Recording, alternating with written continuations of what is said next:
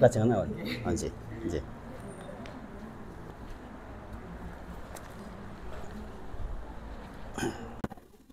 Matur nuwun, Bu.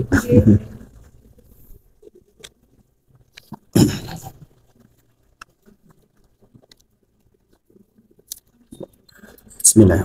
Assalamualaikum warahmatullahi wabarakatuh. Kita buka bersama-sama dengan ucapan Bismillahirrahmanirrahim. Sareng-sareng. Bismillahirrahmanirrahim.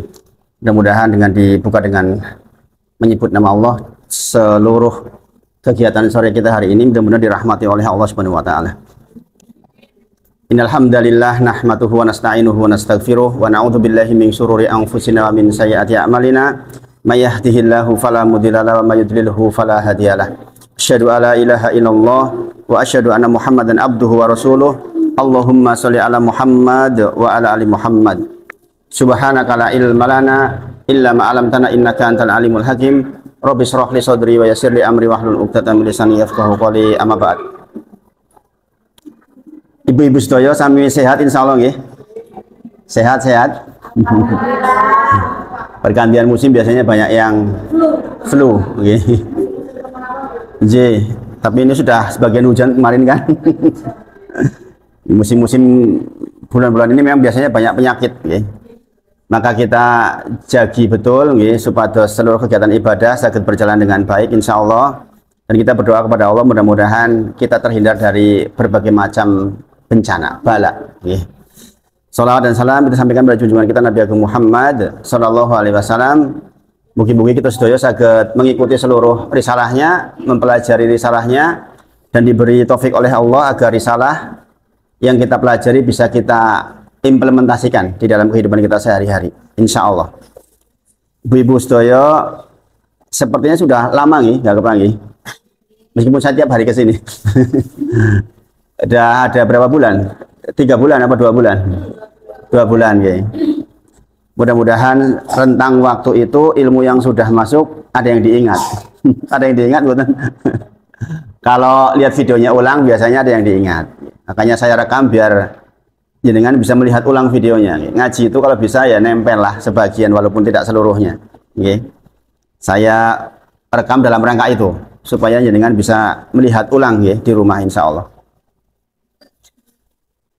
Ibu-ibu semuanya, sebagaimana ngaji kita sebelumnya, di awal saya mengingatkan tentang kecerdasan kita. Rian teksi kelingan bahwa orang yang cerdas adalah orang yang paling banyak mengingat mati. Gitu. Rasulullah ditanya, ayul mukminina aqyas ya Rasulullah, sinten to mukmin yang cerdas itu? Maka Rasulullah menjawab apa? Aksaruhum lil mauti dzikra. Siapapun yang paling banyak mengingat kematian, wa ahsanuhum lima ba'dahu, dan yang paling baik persiapannya untuk kehidupan setelah kematian. Maka ibu-ibu semua yang hadir, supados kita cerdas, setiap waktu ingat-ingat mati. Dulu masih ingat ya, bahwa orang yang mengingat mati itu akan dimuliakan dengan 3 hal. Ukrima bi salas, dimuliakan oleh Allah langsung dengan 3 hal. Yang pertama apa? Takjilu tobat, segera bertobat. Wong arep mati mesti tobat. Wong jahatnya kalau semua ngerti arep mati mesti tobat. Dulu saya ceritakan tentang kisahnya siapa? Freddy Budiman. Gitu? Kasih kelingan buatan. Mudah-mudahan masih ingat. Gitu. Orang sejahat Freddy Budiman saja begitu tahu mau dieksekusi mati langsung nyunah, langsung kerjaannya sholat, langsung kerjanya zikir. Dan kita sama-sama tahu bahwa beliau mati husnul khotimah. Cirinya apa? Bau wangi. Kejaksaan Negeri Cilacap sanjang teng internet enten segera setelah Freddy Budiman ditembak bau wangi. Yang wanginya itu nggak lazim, bukan wangi parfum. Jadi di antara ciri husnul khotimah adalah orang meninggal dalam kondisi bau wangi. Dan Freddy Budiman dapat itu. Nah, ibu-ibu semuanya, bayangkan orang yang sejarah panjang hidupnya buruk terus, elek terus. Paling sekitar 3 bulan terakhir begitu tahu bahwa Anda mau dieksekusi tanggal sekian, langsung berubah. Sifat-sifatnya berubah. Maka keuntungan orang yang banyak mengingat mati adalah dia segera bertobat. Kita semua, ibu-ibu semua banyak banget dosanya. Gini bang, Apalagi ibu-ibu. Meskipun sudah belajar ghibah, saya yakin masih senang ghibah. Maka banyak bertobat itu penting. Maka orang yang mengingat mati, dia akan takjilu tobat. Kemudian yang kedua, masih ingat, adalah dia akan rajin beribadah. Orang yang mengingat mati pasti rajin beribadah. Kalau jenengan diberitahu hari Selasa meninggal, saya yakin hari ini, besok, Senin pasti jenengan akan banyak ibadah. Nggak akan sempetnya yang aneh-aneh. Mungkin nonton YouTube wegah mbok menawa. Apalagi yang lain-lain. Karena tahu bahwa Selasa saya hendak meninggal. Luqman 34, Quran surah Luqman ayat 34. Allah sengaja merahasiakan kematian kita. Wong sing paling untung niku orang yang diberitahu saat kematiannya kapan, ini paling untung. Oh, bulan ngarep, pulang seminggu tak tobat. Sayangnya kita nggak diberitahu. Apa maknanya? Agar kita tuh selalu siap. Maksudnya. Nggak kayak Freddy Budiman kan hanya 3 bulan. Baiknya. Kalau kita tahu mengingat mati, maka sepanjang hidup kita bisa berbuat baik sebenarnya, Bapak Ibu, ibu-ibu semuanya. Makanya ini adalah sesuatu yang dirahasiakan oleh Allah, sengaja, supados kita mencari hikmah di baliknya. Maka sekali lagi, orang yang mengingat mati, pasti dia akan segera beribadah. Itu yang membuat saya rajin ke masjid, ibu-ibu. Bapak-bapak disuruh ke masjid, nih. Ini belum ramai banget di sini loh. Saya kan sering ke sini. Jadi saya berharap jenengan suami-suami diingatkan ke masjid, Pak, ke masjid. Alah, nabi ngaji bisa nyuruh-nyuruh. Enggak apa-apa, ke masjid, Pak.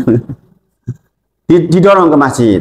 Didoakan sama jenengan, ya Allah lembutkan hati suami saya, ya Allah, ya muqallibal qulub, tsabbit qalbi ala dinik. Ya Allah yang membolak-balikkan hati, ya saya curung rajin ya Allah bojoku, sok rajin ya Allah, begitu. Nangis-nangis sama Allah. Di antara ciri orang bertobat itu menangis, ibu-ibu. Jenengan pengen betul. Saya berharap betul suatu ketika di sini itu penuh. Saya nggak selalu di sini, tapi saya kalau pas ini harapannya penuh. Sekarang udah lumayan, 2 soft lah, 2 soft lebih kadang-kadang sama anak-anak. Masya Allah. Laki-laki itu wajib, ibu-ibu ke masjid. Sholat fardu buat laki-laki itu wajib ke masjid. Maka didorong. Nek jenengan kan bukan wajib ke masjid. Kalau ibu-ibu nggak wajib di masjid, tapi kalau laki-laki itu wajib. Karena saya takut mati, maka saya ke masjid, ibu-ibu. Khawatir nanti malam mati, khawatir besok pagi mati. Mending kalau sedang ke masjid. Apalagi kalau lagi sujud mati, alhamdulillah.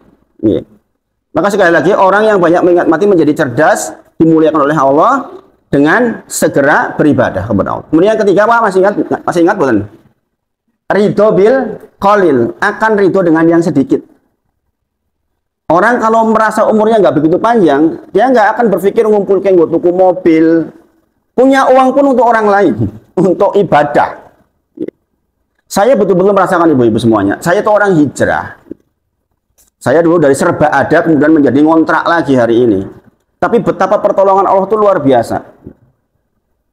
Pertolongan Allah itu luar biasa. Saya katakan luar biasa, itu banyak sekali hal yang nggak kepikir. Banyak sekali hal yang nggak kepikir. Contoh, tentang masalah kuliah anak nih. Anak saya yang pertama itu sudah kelas 3 sekarang. Saya nggak kepikir kuliah, sesungguhnya. Saya membekali dia 30 juz aja lah, udah. Terserah nanti Allah mau atur bagaimana. Kemarin waktu hari Selasa, kita diundang di... Kebetulan Amar yang disuruh baca Quran. Wakil dekannya langsung mengatakan, siapa nih ayahnya anak yang baca ini? Silahkan pilih prodi apapun, gratis dari awal sampai akhir. Dengan pertolongan dari Allah. Saya sendiri nggak berpikir sebelumnya. Ternyata malah diberi kesempatan gratis dari awal sampai akhir. Silahkan pilih prodi yang dimau. Jadi, kita ridho dengan yang sedikit. Saya hijrah itu ridho dengan yang sedikit, Bapak Ibu, ibu-ibu semuanya. Nggak mudah. Dari kondisi yang semuanya serba berkelebihan, kemudian harus merubah semua pola hidup, itu nggak gampang. Tapi karena memilih Allah, waktu itu gara-gara saya ceritakan ke jenengan, gara-gara adik saya meninggal. Adik saya yang kecil meninggal, kecelakaan, sehingga merubah pola pikir. Nek saya kayak dia bagaimana? Itu pikiran kita sama istri. Loh, Mi, nek awake dhewe koyo ngono piye? Itu adik kita masih mekar-mekarnya meninggal itu. Setiap kita yang hadir di sini, ibu-ibu semuanya, jangan terancam dengan meninggal. Quran surah Ali Imran 185. Ada yang mau bacain nggak? Siapa di sini yang udah belajar tahsin? Quran surah Ali Imran 185. Siapa yang bawa HP? HP-nya ada Qurannya nggak? Adanya TikTok.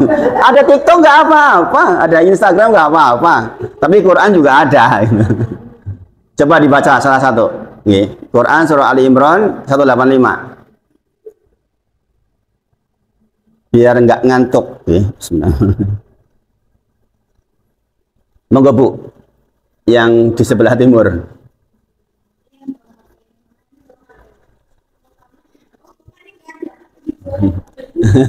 Nggak perlu pakai kuota kalau Al-Quran. Ada yang siap bacain? Coba Bu, jangan Bu. Bu Sinten namanya?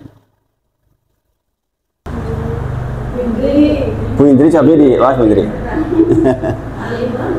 185. Itu nomor apa namanya? Surat nomor 4. Surat nomor 3. Okay.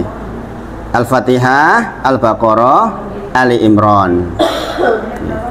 185. Di rumah HP-nya digunakan untuk berinteraksi dengan Al-Quran, nggak cuma TikTok tok.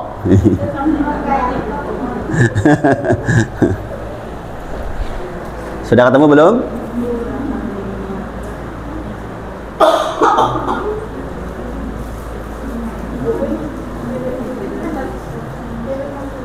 Atau ada yang udah ketemu? Ini udah ketemu Bu? Coba ya bahas Bu.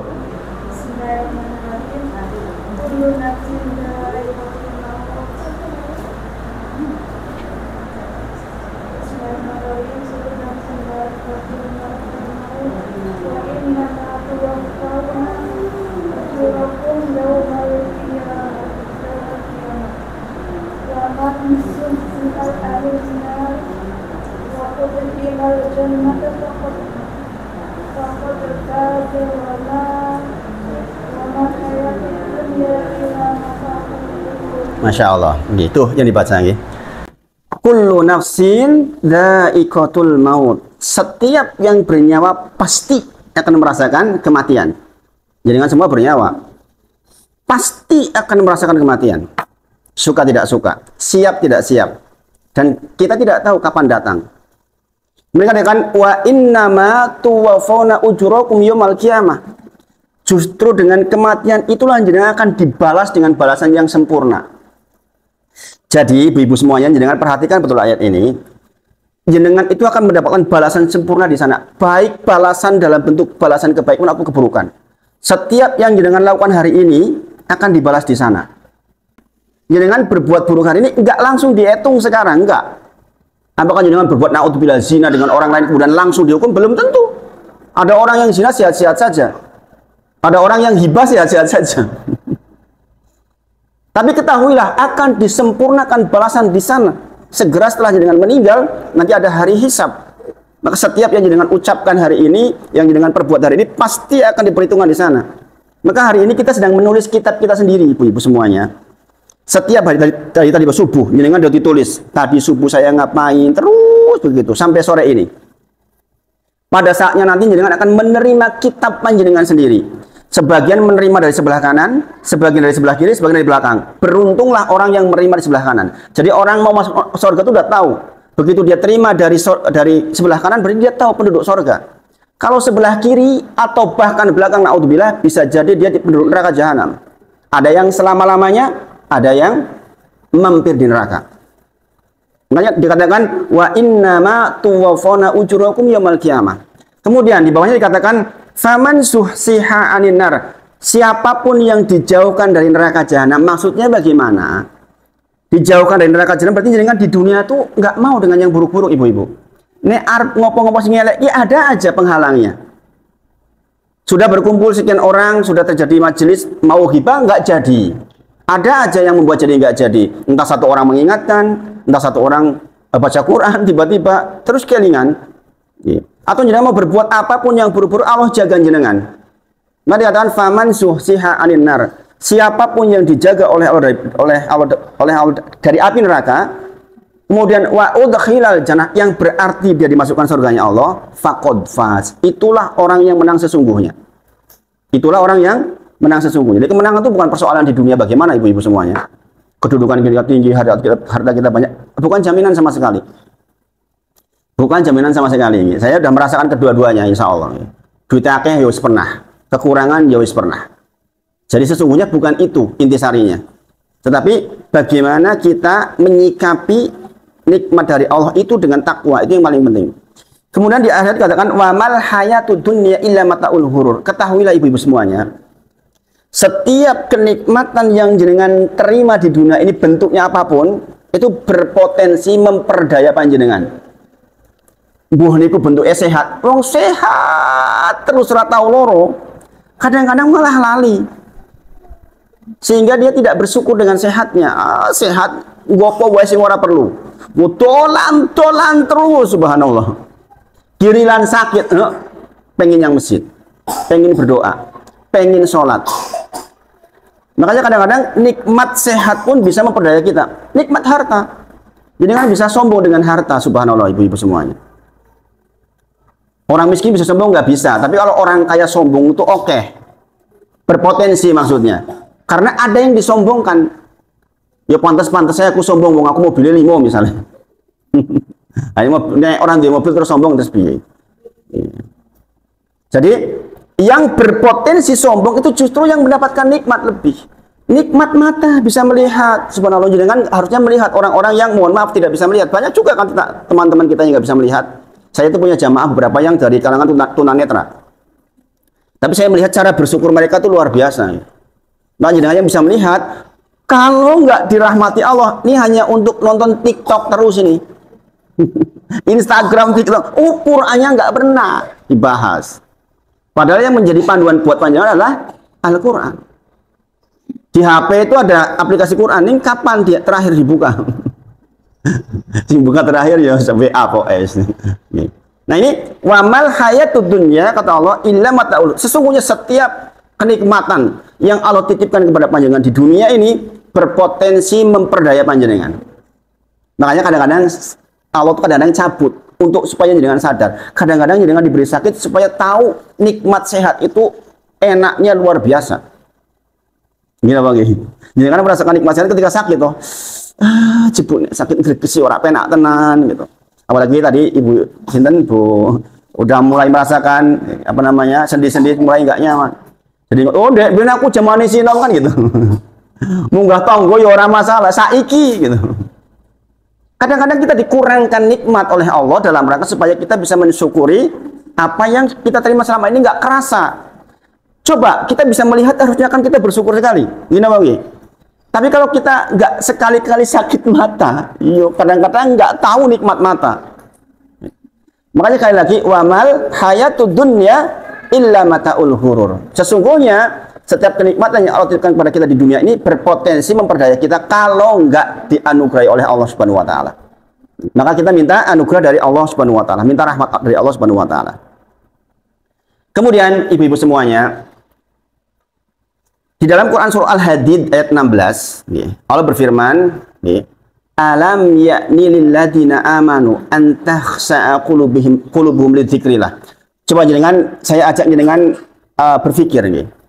Allah itu mengatakan, berfirman, apa yo urung wektune tunggu jenengan kabeh. An takhsha'a qulubuhum, supados atine panjenengan khusyuk lidzikrillah mengingat Allah. Kenapa? Ini tuh ceritanya ibu-ibu semuanya. Okay.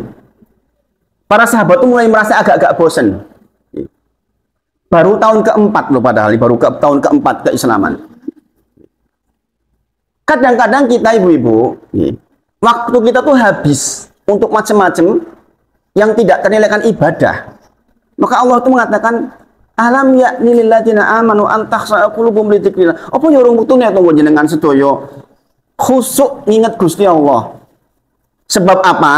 Sebab orang kalau sudah diberi umur lebih dari 30 apalagi itu wis dianggap dowomen.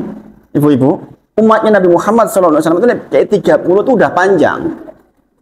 Sebab rata-rata umurnya Muhammad SAW adalah 60 60 sampai 70 tahun saja. Berarti nek 30 punjul niku pun separuh jalan, ibu-ibu. Maka Allah sebutkan alam yakni lil ladzina amanu an takhsa'u bi dzikrillah wa man nazala minal haqq.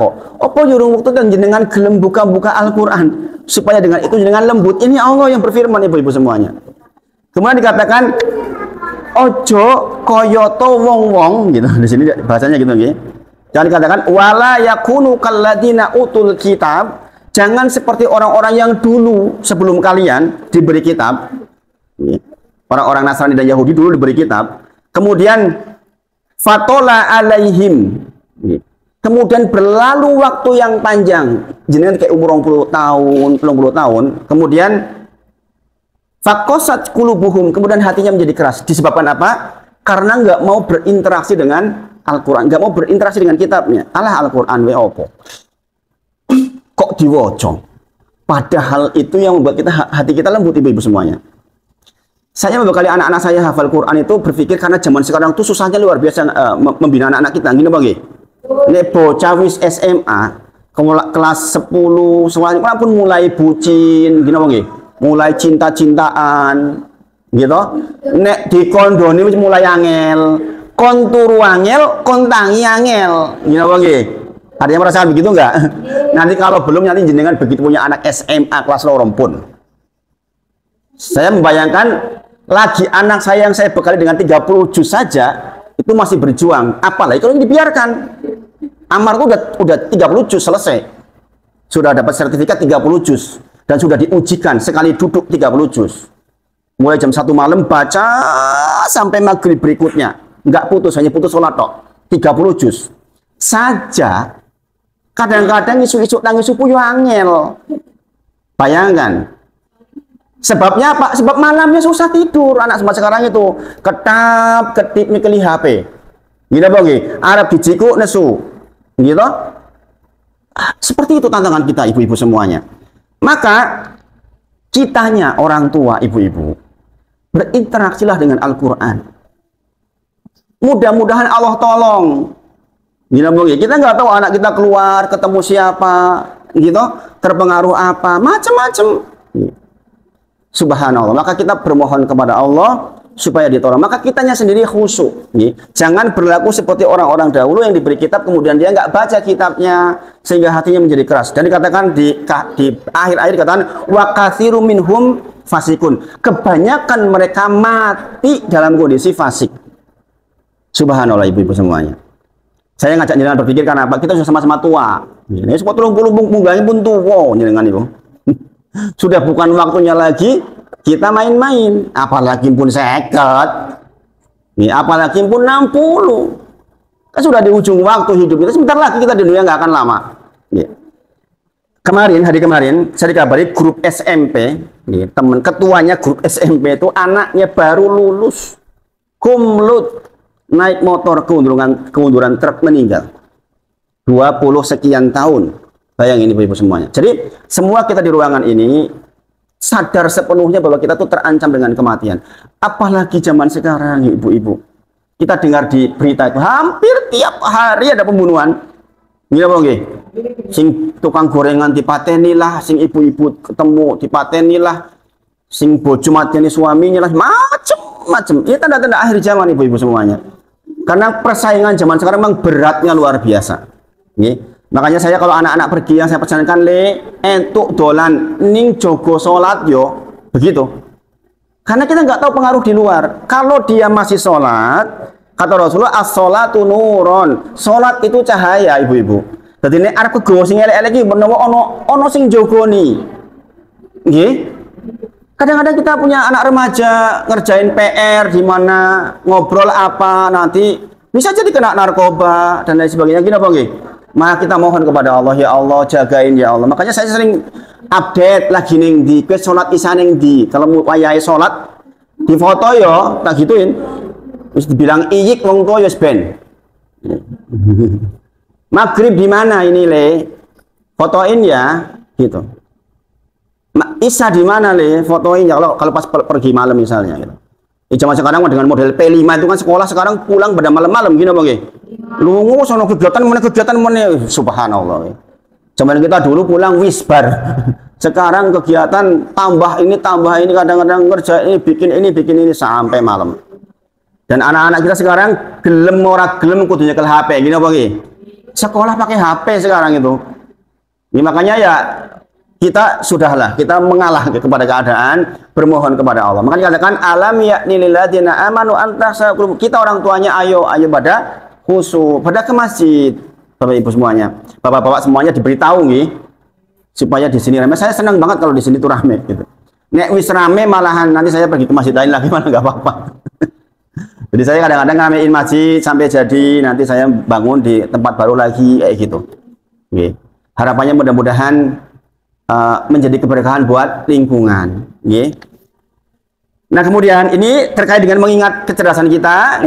Yang berikutnya saya sampaikan kepada panjenengan tentang bahwa monggo ibu-ibu supados jenengan terhindar dari dosa-dosa. Maka coba jenengan perbanyak amalan sunnah. Disebutkan Rasulullah SAW meminta pertolongan kepada Allah dengan sabar dan sholat. Dengan sabar dan sholat. Coba dibawas Bu. Al-Baqarah 45 sama 46. Coba dibawas. Tadi yang jenengan Bu, coba Bu. Surah Al-Baqarah ayat 45 46.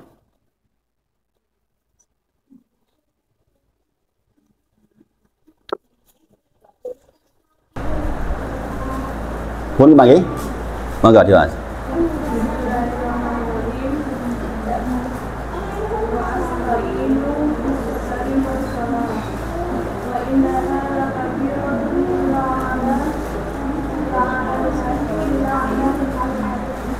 Khasiin. Terus alladzi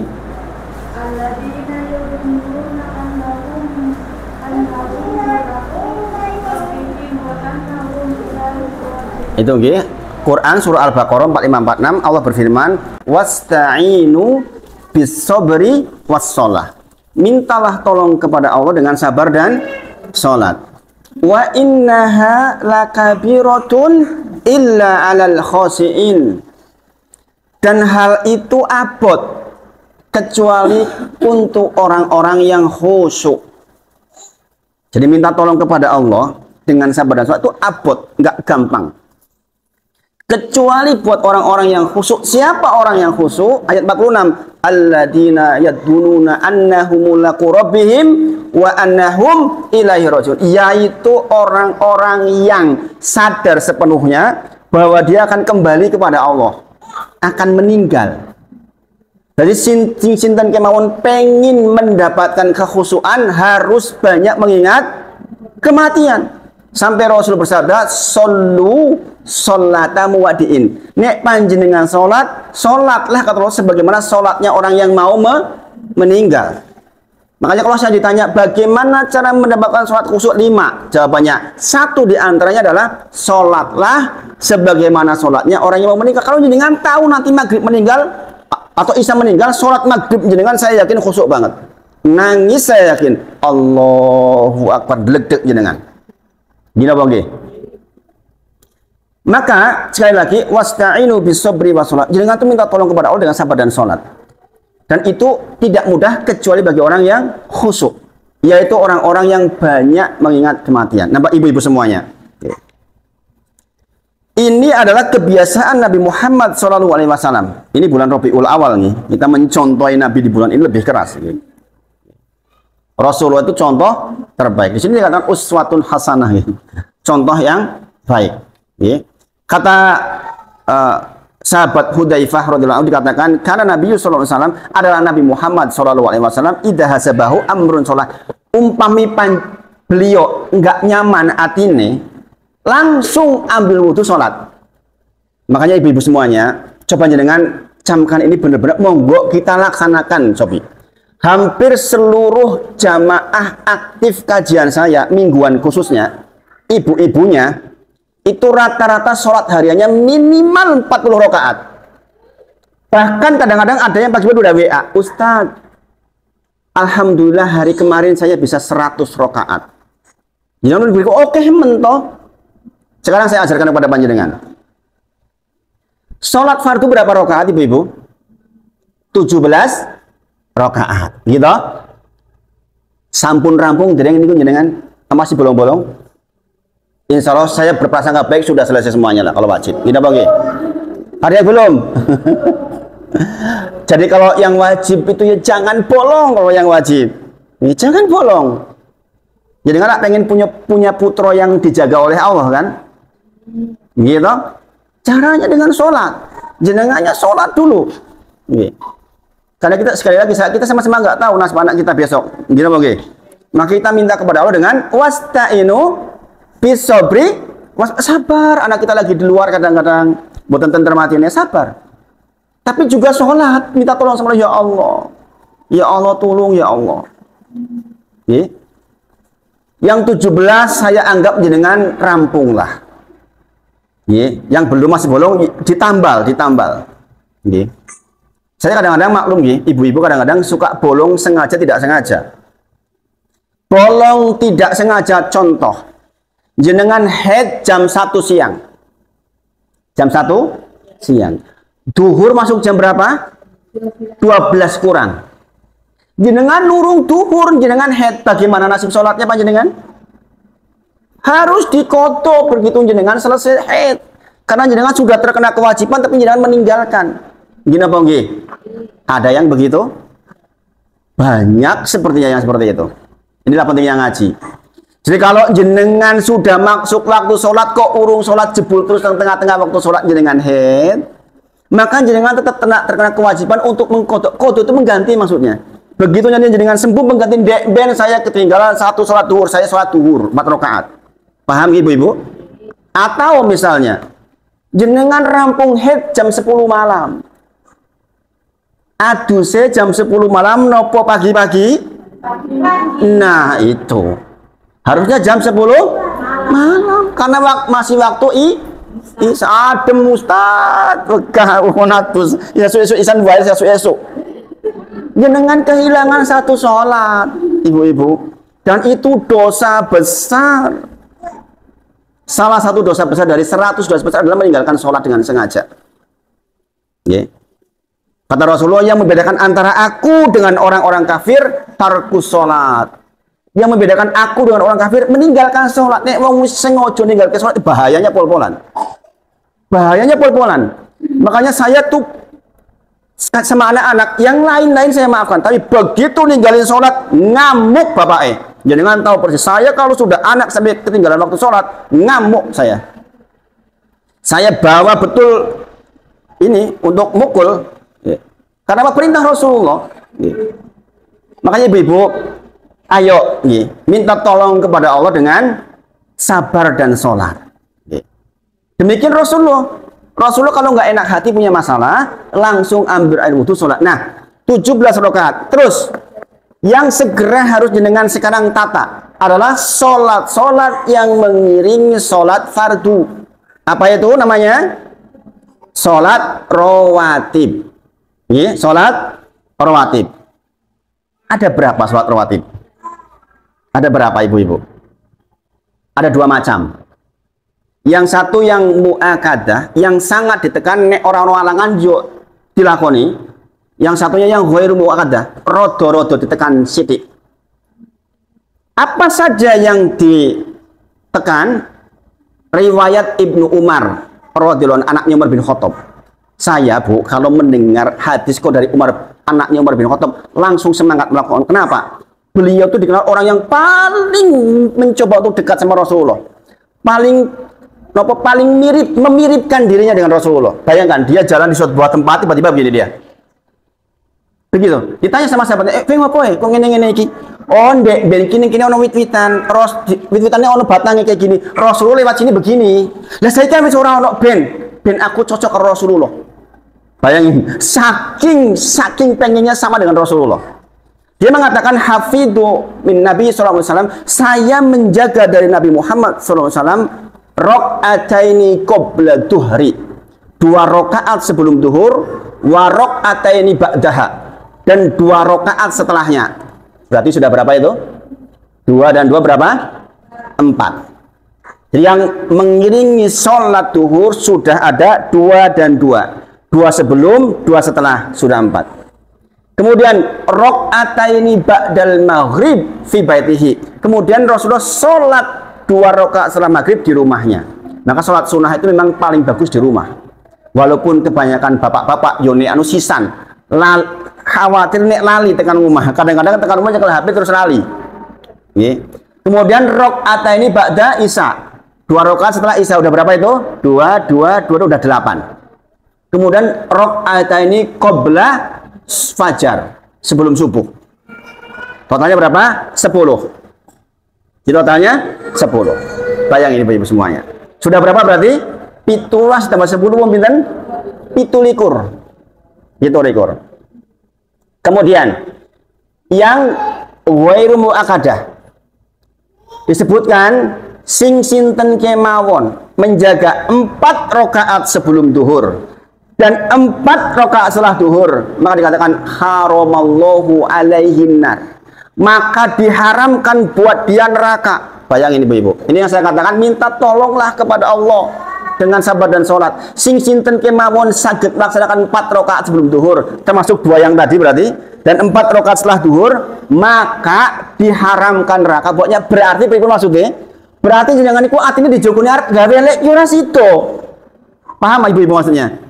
Nek jenengan arep sing elek-elek yang membuat jenengan jadi neraka jalan ora situ, enggak jadi. Jenengan hatinya akan dijaga, ucapannya akan dijaga oleh Allah, matanya akan dijaga oleh Allah supaya enggak terjerumus ke neraka jahanam. Penting napa mboten niku? Penting. Berat buat orang yang bekerja khususnya untuk 4 rakaat sebelum duhur itu berat. Oke. Tapi saya membiasakan kadang-kadang saya waktu duhur itu memang menunggu waktu. Jadi di antara waktu yang sering saya menunggu waktu suatu waktu duhur itu. Karena saya bebasnya waktu di waktu itu. Sonten kadang-kadang kayak gini udah ngajar lagi. Nanti maghrib, pada maghrib ngajar. Pada isya ngajar. Pada subuh ngajar. Jadi waktu yang paling pas saya nunggu waktu biasanya duhur. Saya sering sholat di masjid Al-Yakin yang di Tugu itu. Saya biasanya di sana. Karena duduk di sana setengah jam sebelum sholat itu nyaman banget. Gitu. Kita bisa bermunajah kepada Allah Subhanahu Wa Taala. Ya. Kemudian rahimallah, rahmat Allah sing sinten kemawon saged jagi 4 rakaat sebelum asar tadi.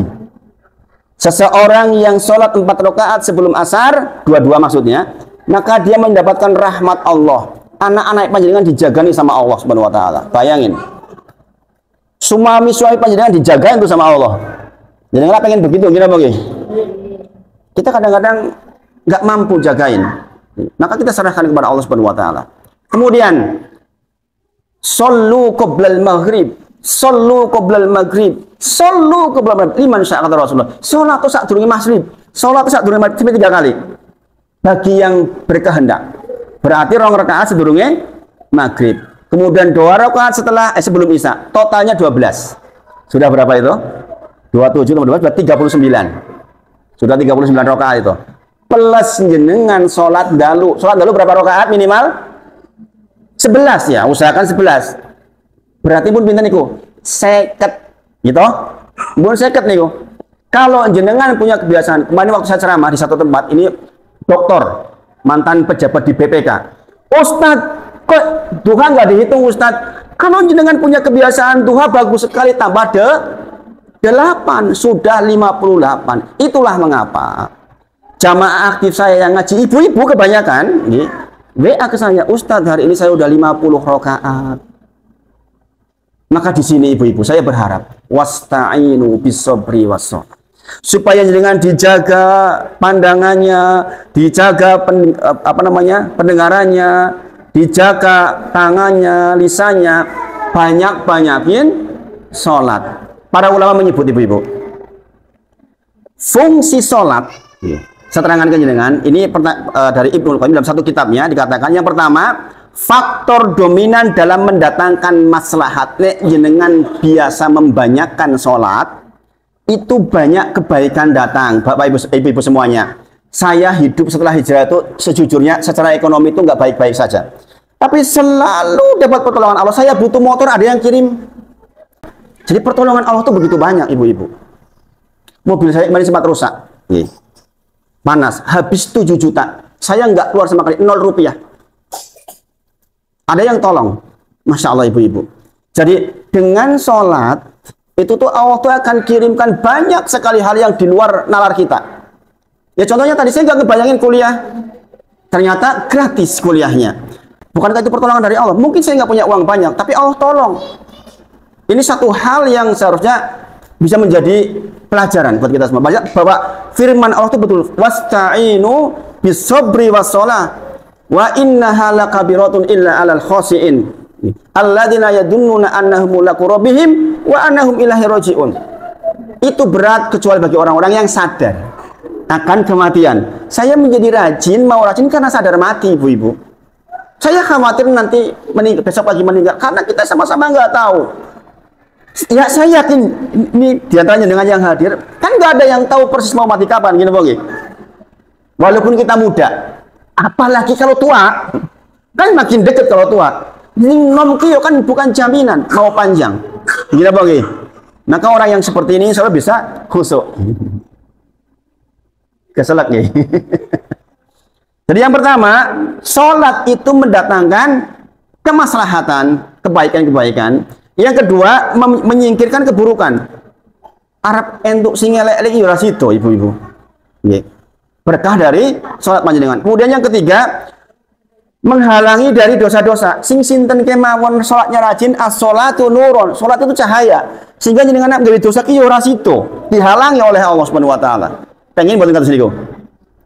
Sekali lagi, problem ibu-ibu itu kan kebanyakan kan persoalan ghibah. Ini apa lagi? Laki-laki pun sama. Kalau kumpul kadang-kadang bisa jadi ghibah. Padahal jenengan sudah sama-sama belajar ghibah itu dosanya besar sekali. Seperti makan bangkai saudara sendiri. Apalagi kalau tetanggaan. Jenengan sekali-kali cara tobat dari ghibah bagaimana? Cara tobat dari ghibah bagaimana? Harus menyesali. Dan jenengan kan harus membaik-baiki yang bersangkutan. Kalau enggak resikonya nanti di sana jenengan diminta tuh pahala dan dosanya diberikan jenengan. Kan itu berat. Gila bang. Maka kalau jenengan bisa dijaga oleh Allah lisannya, alhamdulillah. Dengan sholat, Ibu-ibu pokoknya harus jangan terlalu sering bermajelis yang di dalamnya ghibah, itu bahaya. Nanti jenengan bangkrut, rugi. Wis kesel-kesel ibadah jebule nang kono ki ora kanggo sing jenenge duit ora kanggo. Maka sama mendengarkan jangan pergi. Sama. Harus pergi. Makanya karena sudah sama-sama ngaji nek ono wong lagi gibah terus pergi satunya jangan tersinggung. Oh berarti wis ngaji. Nggih, jangan malah lala sok suci kayak malah nunggu-nunggu ndak ngopo gitu. Jangan gitu. Itu yang lagi baik, itu yang lagi ketempelan malaikat yang begitu. Jadi kan harus bersyukur. Malah mengingatkan baik. Boleh tinggal di situ kalau jangan beraktivitas yang contoh, jangan mau Quran, jangan astagfirullah, subhanallah. Ini nggak boleh astagfirullah. Seperti intinya mengingatkan. Karena sudah sama-sama ngaji, kalau diingatkan jangan tersinggung. Mus ngaji kok, gitu. Kamu sudah ngaji gitu. Kemudian yang berikutnya, menolak penyakit hati. Fungsi sholat diantaranya adalah menolak penyakit hati. Banyak kan penyakit hati kira kosone pol-polan. Ada satu kitab khusus saya belajar tentang penyakit hati, namanya kitabnya Tazkiyatun Nufus. 1 semester saya belajar itu. Wong nek kena penyakit hati lah rekoso. Banyak tonggone sing tuku mobil dhewe sing sakit niku pripun? Stres to niku. Tonggone tambah kedudukannya dhewe sing stres niku pripun? Coba. Ini bisa menimpa siapa saja, dan sholat ibu-ibu mencegah dari itu. Mencegah dari itu. Kemudian mengusir keluhan fisik cobi jenengan. Kalau rukunya jenengan bener, saya kadang-kadang kalau sholat Sunda tuh lama rukunya. Begini lama itu lama itu bacaannya kan panjang. Itu membantu banget ibu-ibu untuk kesehatan, demi Allah saya merasakan betul. Kalau kita sholatnya betul gerakannya, itu sangat membantu keluhan fisik. Jenengan saya kalau habis ceramah pagi hari Ahad itu dari Taman Tirto pulang ke sini menuju ke atas, karena kalau hari Jumat ada minggu saya itu tiga pagi setelah subuh jam 7 jam 9 mesti lewat ibu-ibu lagi lagi do senam. Dalam rangka apa? Ben sehat niku. Gila apa nggih? Ya itu baik-baik saja, bagus. Ning nek salatin jenengan teratur dalam jumlah banyak, koyo-koyoton jenengan pun ngumpuli senam. Beneran. Makanya jenengan lihat banyak tuh kiai-kiai yang masih umurnya panjang dan masih kelihatan seger. Banyak. Karena mereka jumlah sholatnya sangat banyak dan secara asal memang menghindarkan keluhan fisik. Kemudian yang berikutnya, menerangi kolbu, ibu-ibu. Seseorang yang sholatnya banyak itu menerangi kolbu. Sebab apa coba? Saya mau ke masjid, jenengan doa mau ke masjid, apal mboten? Nah ini harus dihafal. Allahumma ja'al fi qalbi nuron. Ya Allah, jadikan di hati saya cahaya. Wa fi lisani nuron. Ya Allah, jadikan di lisan saya cahaya. Jadi doanya memang begitu itu. Makanya kalau jenengan banyak sholat, insya Allah hatinya diberi cahaya. Okay. Kemudian, dan ini penting nih, mencerahkan wajah. Nah, jenengan mungkin ireng kedeteng, nek sholatnya api, insya Allah wajahnya cerah. Okay. Jangan tersinggung yang ireng. Makanya ada istilah ireng manis kan, buatan putih manis nih. Wong singi semanis singi ireng, karena irengnya dia membuat dia banyak dengan perbuatan baiknya. Keluarga saya bukan keluarga termasuk yang putih-putih, termasuk yang dari saya. Jadi mungkin sebagian kita ibu-ibu gitu, tuku warna-warna orang yuto telung yuto untuk mencerahkan wajah. Nek jenengan sholatnya banyak, insya Allah jenengan cerah wajah. Kenapa? Secara asal jenengan kalau banyak sholat berarti banyak wudhu. Dikatakan Rasulullah, ya Rasulullah, jenengan mengenali umatmu di yaumil akhir dengan apa? Karena mereka bercahaya, ghurran muhajilin min asari wudhu. Wajahnya bercahaya disebabkan karena bekas wudhunya. Kayaknya jangan bola bali sholat nalak muda wudhu terus. Ini apa nggih? Wudhu lagi. Ya suwi-suwi tetap bersih. Ini apa nggih? Insya Allah. Okay. Kemudian menyegarkan anggota badan dan jiwa. Coba jangan praktek. Okay. Setiap manusia kan punya problematik. Gini apa nggih? Pasti ada problematik. Orang-orang di problematik. Maka sholat itu akan menyegarkan jiwa panjenengan. Pokoknya dilaksanakan, dicobalah, ya, diperbanyak. Ya. Kemudian memelihara kenikmatan. Mohon maaf ibu-ibu, ini penting untuk bapak-bapak. Saya sampaikan. Para ulama menyebut maksudnya memelihara kenikmatan. Panjenengan itu akan diberi kenikmatan pandangan mata di pasangan panjenengan. Bayangkan kalau jenengan punya suami, kon nikmatnya melihat istri orang lain pripun coba.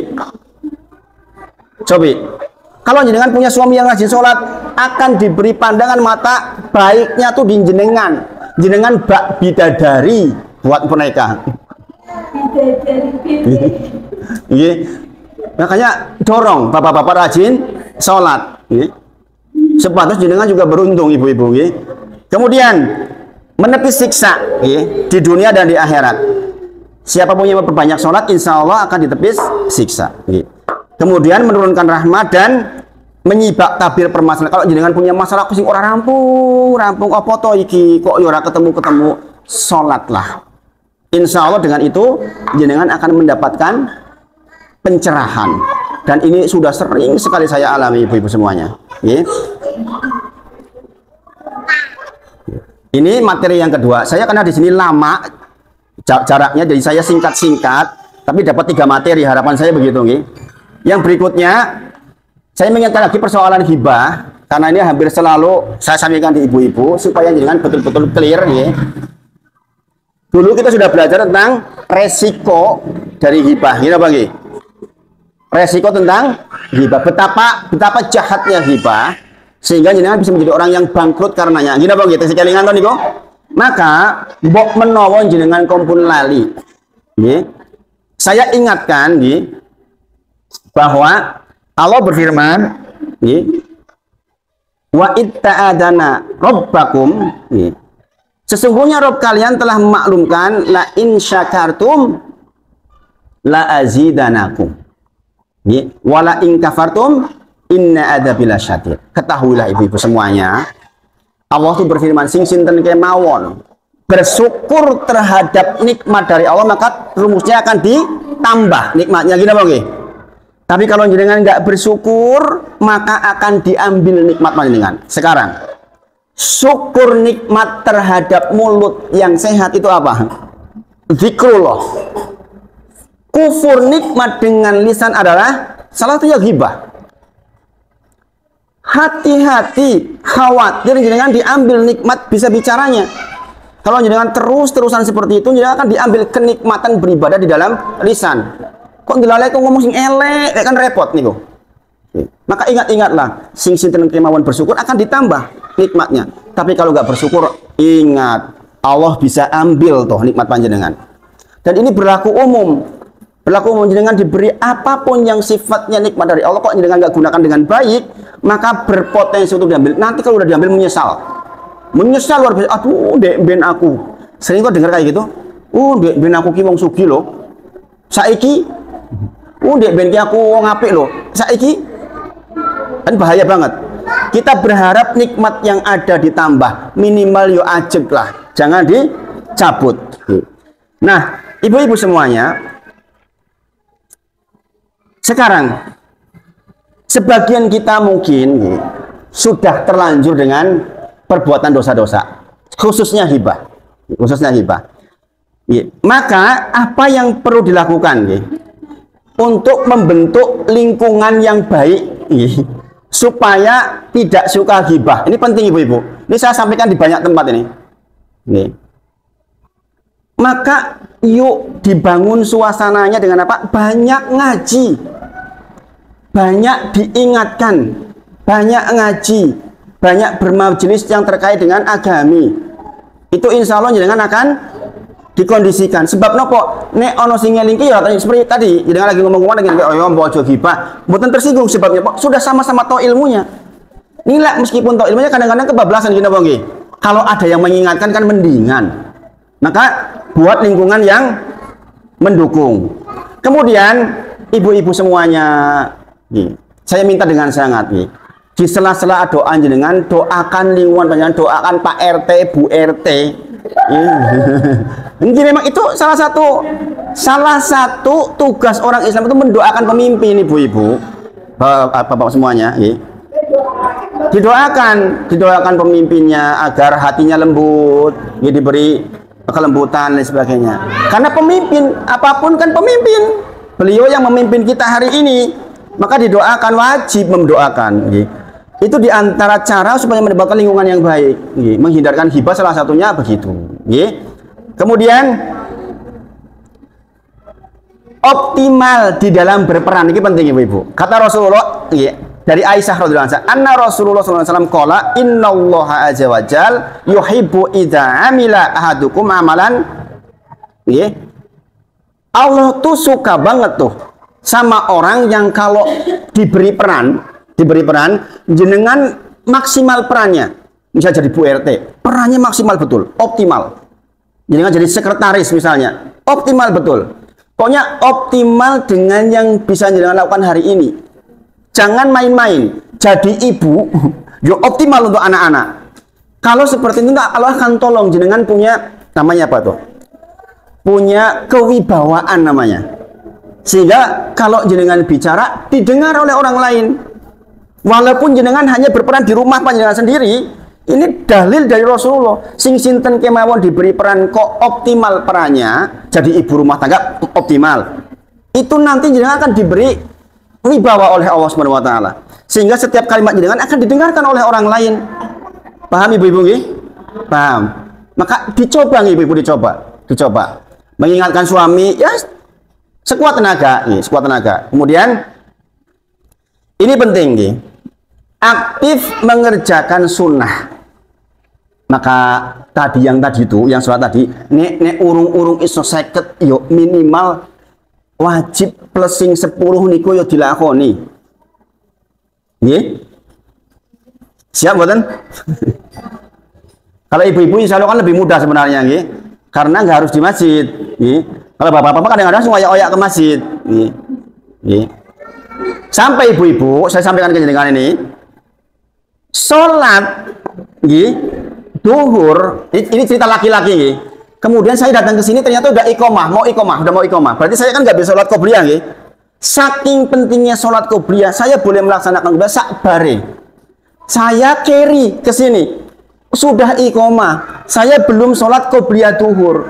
Saking pentingnya saya boleh melaksanakan sak durunge duhur, sakwise duhur. Bayangin sampai seperti itu, ibu-ibu. Makanya saya nggak pernah tinggalin. Kadang-kadang ba'da duhur ada tamu. Sampai menjelang asar, saya kehilangan sholat 4 rakaat setelah duhur. Saya kapan melaksanakan ba'da asar? Bayangin, ba'da asar itu secara asal nggak boleh ada sholat. Gini apa nggih? Ba'da asar sampai maghrib, ba'da subuh sampai suruk nggak boleh ada sholat. Gini apa nggih? Asalnya haram. Tapi gara-gara ketinggalan sholat qobliyah boleh dilaksanakan ba'da asar. Bayangin, saking betapa pentingnya wasta'inu bisobri wasolah. Mintalah tolong kepada Allah dengan sabar dan sholat. Jadi diperbanyak. Jadi kalau jenengan pengen terhindar dari yang kayak tadi itu, banyakin sholat. Yang sunah-sunah. Kemudian ibu-ibu semuanya, ini wis bacut kita hibah, ini loh yang ingin saya bahas. Dulu sebenarnya udah pernah saya bahas. Karena tobat itu kan melewati 5 hal. Masih ingat gih? Yang pertama apa? Menyesali perbuatan. Gini apa gih? Kasih ngatorin, menyesali perbuatan. Dikatakan bentuk penyesalan itu menangis, ibu-ibu. Air mata kita, kata para ulama, disebabkan menyesal, itulah intisarinya tobat. Ya tobat dengan kata biasa wae. Tobat. Nah, ini masalah. Tobat itu sampai ya Allah, kok saya begitu ya, sampai nangis. Maka air matanya orang tobat diantara ciri-ciri orang yang tobatnya sungguh-sungguh. Kemudian yang kedua, meninggalkan. Meninggalkan. Perkara wis ninggalke kok ngulang meneh, dulu rumusnya bagaimana? Tobat lagi. Tapi yang itu ditobati dulu. Karena setiap kita ghibah maka hukumnya menjadi wajib jenengan bertobat. Kalau jenengan nggak bertobat dapat 2 dosa, dosa ghibahnya dan dosa karena jenengan nggak bertobat. Pahami ibu? Jenengan ghibah atau jenengan bentak-bentak suami, bentak-bentak suaminya berdosa. Tapi kalau jenengan nggak segera bertobat, jenengan berdosa akibat jenengan menunda tobat. Apa tobat dulu? Kalimat apa? Astagfirullah wa atubu ilaihi, itu tobat itu. Kemudian jenengan ambil air wudhu, sholat 2 rakaat, namanya sholat apa? Sholat tobat. Bagaimana caranya? Kado sholat subuh biasa. Cara dipahami ibu? Kalau jenengan kok merasa berdosa, segera jenengan ucapkan astagfirullah, ya Allah ampuni aku, wa atubu ilai, dan saya bertobat kepadamu ya Allah. Ambil air wudhu, sholat 2 rakaat, minta ampun kepada Allah. Sepanjang belum ditobatin, jenengan masih ketempelan dosa. Kalau jenengan mati dengan membawa itu, itulah yang jadi siksa buat panjenengan. Itulah mengapa Freddy Budiman beruntung bau wangi, sebab menjelang meninggal sudah tobat. Dikatakan su'ul khotimah, orang yang matinya buruk adalah orang yang mati urung sempat tobat. Itu namanya su'ul khotimah.